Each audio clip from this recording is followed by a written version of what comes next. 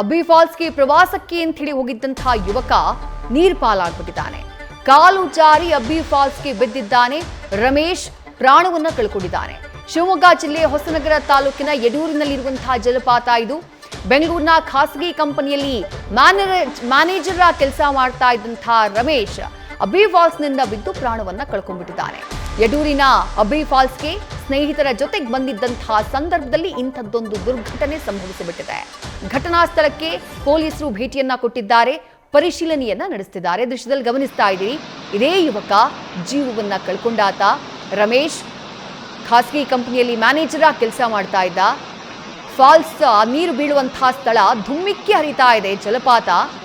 ಆ ಜಲಪಾತದ ಮಧ್ಯೆ ಹುಚ್ಚಾಟವಾಡೋಕೆ ಹೋದಂತಹ ಸಂದರ್ಭದಲ್ಲೇ ಇಂಥದ್ದೊಂದು ಅವಘಡ ಸಂಭವಿಸಿಬಿಟ್ಟಿದೆ. ಪ್ರವಾಸಕ್ಕೆ ಹೋದಂತಹ ಟೈಮ್ನಲ್ಲಿ, ಅದು ಇಂಥ ಮಳೆಗಾಲದ ಟೈಮ್ನಲ್ಲಿ ನೀರಿನ ರಭಸ ಜಾಸ್ತಿ ಆಗಿರುತ್ತೆ, ನೀರಿನ ಹರಿವು ಹೆಚ್ಚಾಗಿರುತ್ತೆ. ಅಂಥ ಟೈಮ್ನಲ್ಲಿ ದುಸ್ಸಾಹಸಕ್ಕೆ ಮುಂದಾಗಿದ್ದು ರಮೇಶ್. ದೃಶ್ಯದಲ್ಲಿ ನೋಡ್ತಾ ಇದ್ದೀರಿ, ಕೆಲವೇ ಕ್ಷಣದಲ್ಲಿ ಶವವಾಗಿ ಪತ್ತೆಯಾಗಿದ್ದಾರೆ. ಅಂದ್ರೆ ಆ ನೀರಿನ ಫೋರ್ಸ್ನಲ್ಲಿ ಮತ್ತೆ ಮೇಲ್ಗಡೆ ಬರುವುದಕ್ಕೆ ಸಾಧ್ಯ ಆಗಿಲ್ಲ. ಆ ಕಲ್ಲುಗಳು ಕೂಡ ಪಾಚಿ ತುಂಬಿಕೊಂಡ್ಬಿಟ್ಟಿರ್ತವೆ, ಜಾರ್ತವೆ. ಹಾಗೆ ಹೋದಂತಹ ಟೈಮ್ನಲ್ಲಿ ರಮೇಶ್ಗೆ ಕಾಲ್ ಜಾರಿ ಆ ನೀರಿನ ಸೆಳೆತಕ್ಕೆ ಸಿಕ್ಕಾಕೊಂಡು ಜೀವ ಕಳ್ಕೊಂಡ್ಬಿಟ್ಟಿದ್ದಾರೆ.